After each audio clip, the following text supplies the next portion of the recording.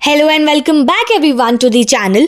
सो इस वीडियो में basically this is the second part of UPSC CSE mains GS paper 2, right. So GS का जो paper 2 है UPSC CSE mains में, या फिर आप जीएस 2 भी बोल सकते हो सिंपली, उसमें 4 टॉपिक्स हैं मेन, ठीक है। We have polity, governance, social justice और इंटरनेशनल रिलेशन, आप सबको पता होगा।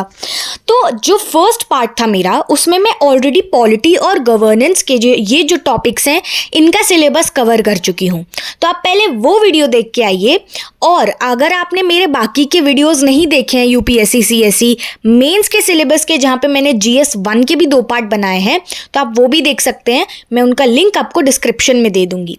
ओके, तो ये सेकेंड पार्ट है। यहाँ पे हम कवर करेंगे सोशल जस्टिस और इंटरनेशनल रिलेशंस, ये 2 टॉपिक को पढ़ेंगे। So starting with social justice, यहाँ पे आपको पढ़ना होगा about the welfare schemes for vulnerable sections and schemes for the following vulnerable sections, जो मैं आपको भी बताऊंगी और आपको स्क्रीन पे भी दिख रहा होगा। सो वल्नरेबल सेक्शंस का मतलब क्या हुआ? सबसे पहले तो वेलफेयर स्कीम्स, यानी कि ऐसी स्कीम्स जिससे इनजस्टिस ना हो और मतलब हर एक सिटीजन को इक्वली ट्रीट किया जाए, ऐसा भेदभाव ना हो।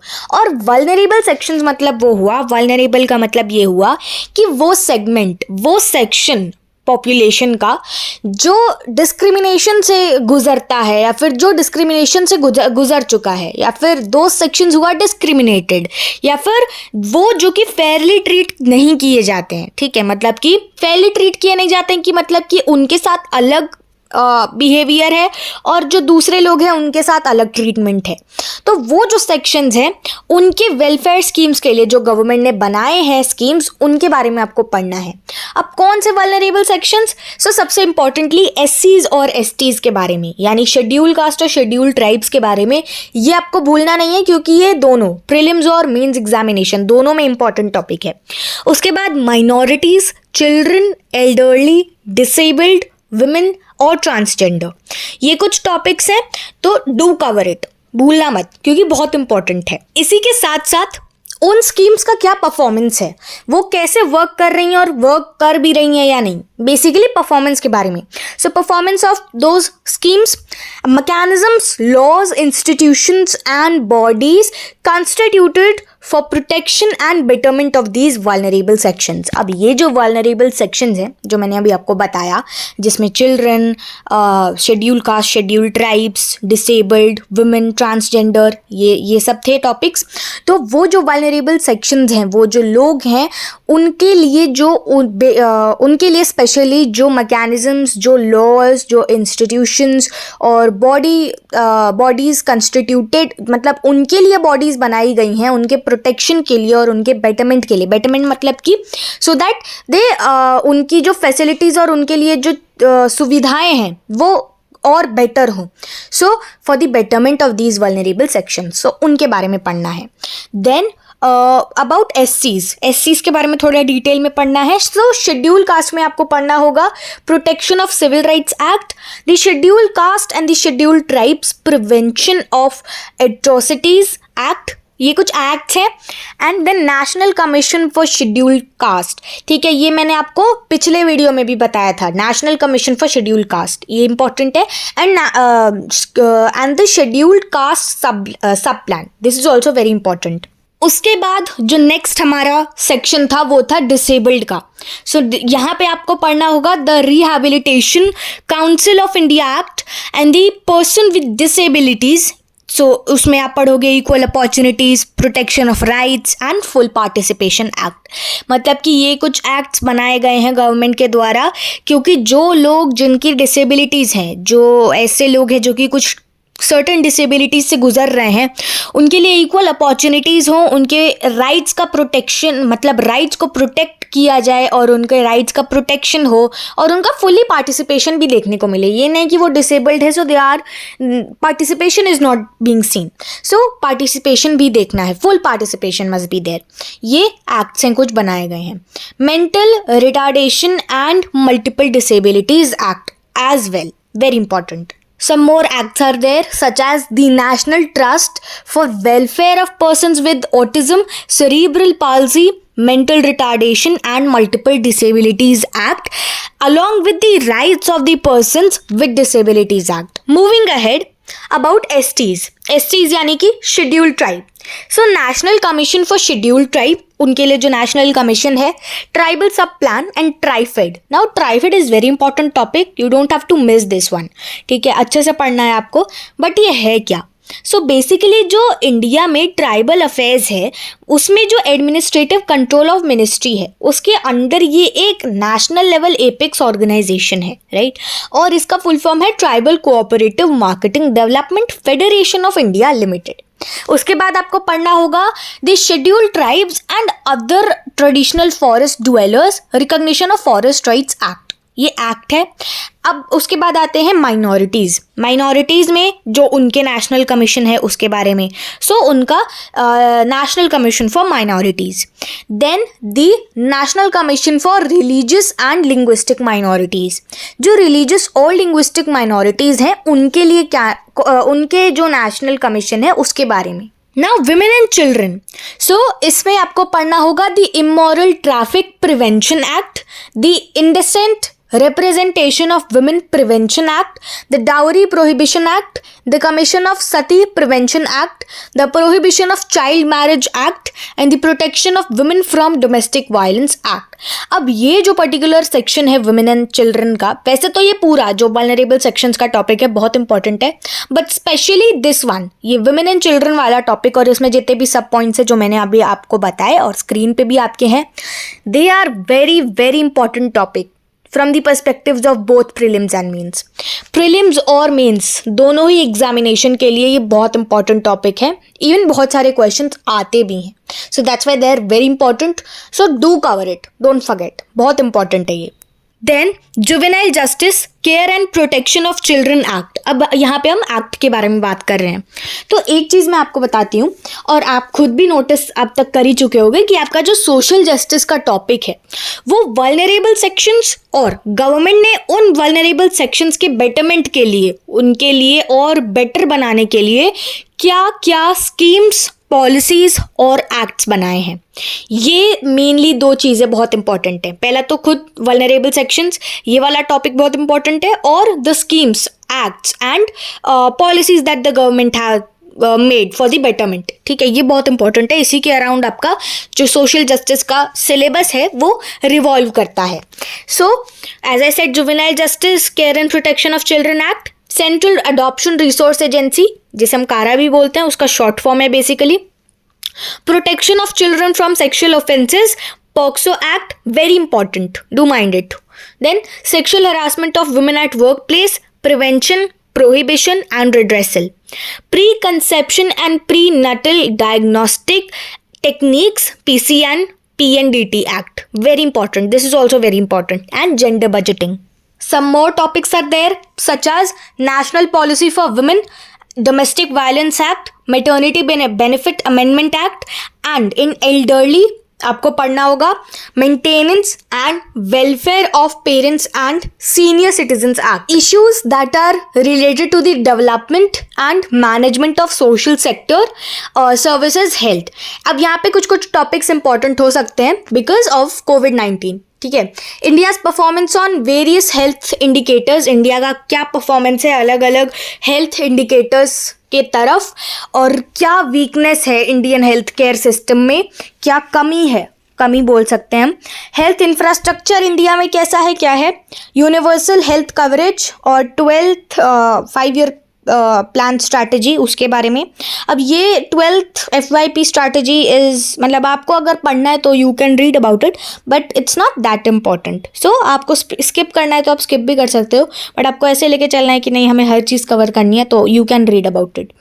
Then health insurance, national family health survey. उसके बाद national health policy, national health mission, maternal and adolescent health, child health, antimicrobial resistance, disease burden in India, और क्या क्या मेजर्स हैं, मतलब कैसे हम गुड हेल्थ आउटकम्स को इंश्योर कर सकते हैं, और गवर्नमेंट इनिशिएटिव्स. इन एजुकेशन आपको पढ़ना होगा कि क्या लिटरेसी रेट है इंडिया में, एजुकेशन स्ट्रक्चर क्या है इंडिया में, कैसा है, और क्या क्या चैलेंजेस हैं जो कि फेस किए जाते हैं एजुकेशन सेक्टर के द्वारा इंडिया में, क्या रिफॉर्म्स हैं जिनकी ज़रूरत है, क्या रिफॉर्म्स हैं जो कि मतलब रिक्वायर्ड, मतलब दे आर नेसेसरी, अब चाहिए तो उनकी बहुत ज़्यादा रिक्वायरमेंट है, गवर्नमेंट इनिशिएटिव्स के बारे में, और ASER रिपोर्ट। अब ये क्या है, तो that is the annual status of education report, and financing education and the Subramanian panel report as well. In human resource need for skill development की नीड के बारे में, क्यों नीड है हमें, right, skill development initiatives, this is important, and the challenges in skilling landscape in India. तो ये skill development initiatives और चैलेंजेस जो कि स्किलिंग लैंडस्केप, जो कि इंडिया में स्किलिंग लैंडस्केप में जो चैलेंजेस देखने को मिलते हैं, ये दो टॉपिक्स बहुत इंपॉर्टेंट है मेंस के लिए। Shortcomings of current skill development initiatives, reforms that are required and steps that can be taken. ये ह्यूमन रिसोर्स वाला topic is much more important from the perspectives of mains examination. उसमें भी मैंने आपको बता दिया कि skill development initiatives and challenges in skilling landscape in India, ये these two topics are even more important.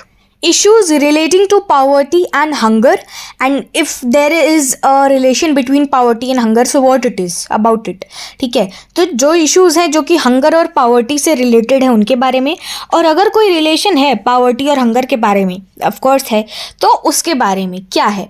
So distribution of poverty and hunger, magnitude and trends of poverty and hunger, क्या cause है, क्या कारण है poverty और hunger का, इसका मतलब पावर्टी मतलब गरीबी और हंगर मतलब भूख, ठीक है। तो गरीबी और भूख का क्या कॉज है, cost and impact of poverty and malnutrition, very important. About MDGs and SDGs, मतलब कि मिलेनियम डेवलपमेंट गोल्स और सस्टेनेबल डेवलपमेंट गोल्स के बारे में, ठीक है। Food and nutrition insecurity, a consequence of structural inequities, constraints in reducing poverty and hunger and measures to reduce poverty and hunger, National Food Security Act, midday meal schemes। Basically जो mid day meal scheme की यहाँ पे बात हो रही है, जैसे government schools में आपने देखा होगा, मोस्ट ऑफ गवर्नमेंट स्कूल्स में शायद लाइक सब में ही ऐसा होता है कि जो मिड डे मील्स होती हैं, यानी कि दोपहर का जो लंच होता है बेसिकली, वो बच्चों को प्रोवाइड किया जाता है।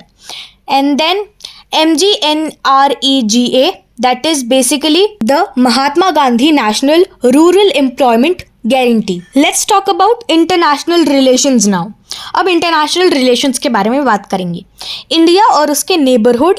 सो रिलेशंस, इंडियाज रिलेशंस विद, अब इंडिया का क्या रिलेशन है नेबरिंग कंट्रीज के साथ, उनके बारे में, ठीक है। तो नेबरिंग कंट्रीज कौन सी, जो नेबरिंग कंट्रीज हैं जिससे इंडिया अपना लैंड बॉर्डर शेयर करता है, that is China, about with Pakistan, relation with Myanmar, Bhutan, Bangladesh, Sri Lanka, Afghanistan, Nepal and Maldives. Then bilateral, regional and global groupings and agreements involving India and or affecting India's interest. And then India's major foreign policy doctrines since 1947. So bilateral, regional और global groupings और agreements जो involve करेंगे India को या फिर affecting India's interest. And then India की क्या major foreign policy doctrines है since 1947, in which you will study about non aligned movement, nuclear doctrine, Gujarat doctrine, look east to act east and think west as well. Bilateral relations with major powers like USA, Russia and Japan. Most important topic from this particular section. ये वाले पूरे section में से अगर major bilateral relations के बारे में बात करें तो ये जो first topic is major powers such as USA, Russia and Japan, ये बहुत इंपॉर्टेंट है। Then Central Asian countries, West Asian countries, African countries, Australia, New Zealand and EU, that is European Union and European countries, the second most important topic. सबसे पहले तो major powers जिसमें USA, Russia और Japan के बारे में आपको पढ़ना है, उसके बाद आपको यूरोपियन यूनियन और यूरोपियन कंट्रीज़ के बारे में पढ़ना है, बहुत इंपॉर्टेंट है ये। And Latin American countries and Pacific countries also. फिर रीजनल और ग्लोबल ग्रुपिंग्स के बारे में आपको पढ़ना है, ये भी बहुत इंपॉर्टेंट है। यहाँ पे सार्क और ब्रिक्स के बारे में पढ़ना है, बहुत इंपॉर्टेंट है। और इनके अलावा अगर कोई और छोटे ग्रुपिंग्स है, ग्लोबल ग्रुपिंग्स, उनके बारे में आपको कवर करना है। Basically it all depends on news currently, अभी करंट अफेयर्स में या फिर लेटेस्ट न्यूज़ में कुछ भी अगर है तो वो पढ़ना है। बट सार्क और ब्रिक्स के बारे में तो you have to read about these two topics, ये तो आपको पढ़ना ही है। बाकी जो अभी होगा न्यूज़ में रिसेंटली वो आपको कवर करना होगा। सो सार्क और ब्रिक्स के बारे में भी मैं एक सेपरेट वीडियो बना चुकी हूँ, अलग अलग सेपरेट वीडियो, सार्क की एक अलग एक्सप्लेनेशन की वीडियो और ब्रिक्स की अलग। तो मैं उनका भी लिंक आपको डिस्क्रिप्शन बॉक्स में दे दूंगी, वहाँ से आप जाके मेरी सारी वीडियोस चेकआउट कर सकते हैं जो कि इससे रिलेटेड होंगी। सबका लिंक्स आपको वहाँ पे मिल जाएगा। Then you have to study about BBIN and BCIM। Basically countries के बारे में आपको पढ़ना है, बहुत शॉर्ट फॉर्म में लिखा है। So you have to study about Bangladesh, Bhutan, India, Nepal, then Bangladesh, China, India and Myanmar, and then BIMSTEC, that is Bay of Bengal initiative for multi sectoral technical and economic cooperation. About IBSA, that is India, Brazil and South Africa. About ASEAN and RCEP, यानी कि association of South East Asian nations, and about regional comprehensive economic partnership. उसके बाद India Africa forum and SCO, यानी कि Shanghai cooperation organisation. उसके बाद अशगाबत agreement और FIPIC, यानी कि forum for India Pacific islands cooperation. And IORARC, that is Indian Ocean Rim Association for Regional Cooperation. Effect of policies and politics of developed and developing countries on India's interest, in which you have to study about One Belt One Road policy, international North-South transport corridor, global trade war, global currency war, Syrian crisis, UN reforms and WTO reforms also. South China Sea conflict, Brexit, globalisation और protectionism, जहाँ पे आपको पढ़ना है US sanctions on Iran, US pull out from Paris agreement and H-1B visa issue and etcetera. Then OPEC oil prices manipulation and etcetera. Indian diaspora and spread of Indian diaspora, India's diaspora policy and engagement initiatives, OCI, the Pravasi Bharatiya Divas, No India program, etc. LM Singhvi High Level Committee on the Diaspora, role played by Indian diaspora and issues concerning the diaspora, in which you will study about dual nationality and remittances and etcetera. उसके बाद important international institutions के बारे में आपको पढ़ना है, जिसमें आपको UN और उसकी एजेंसीज के बारे में पढ़ना है। अलग अलग बहुत सारी एजेंसीज हैं, उनके बारे में WTO, world bank, IMF, world economic forum, इन सब चीज़ों के बारे में पढ़ना है। Commonwealth of nations and etcetera. इसमें से UN और उसकी एजेंसीज, काफ़ी सारी एजेंसीज के बारे में मैंने वीडियो बनाई हुई हैं, वो उतनी लंबी नहीं है, 3 to 4 मिनट्स की हैं, तो आप उन्हें सुन सकते हैं। You can go through those videos. Again I am repeating कि I provide all the links in the description box that are related to the syllabus, that are related to the topics that we have covered in this video. World bank के बारे में भी मैं बता चुकी हूँ, and I guess IMF की भी एक वीडियो है, so you can go through those videos as well. So this was it in the video. हमने पूरा GS पेपर 2 का जो सिलेबस है UPSC CSE मेंस का, उसे कवर कर लिया है। 2 टॉपिक्स फर्स्ट पार्ट में थे और दो जो रिमेनिंग टॉपिक्स थे हमने इस पार्ट में भी कवर कर लिया है। तो आप डिस्क्रिप्शन बॉक्स में जो प्रोवाइडेड लिंक्स हैं उन्हें ज़रूर देखिएगा। बाकी मिलेंगे किसी नेक्स्ट वीडियो में। Till then take care, bye bye and thanks for watching.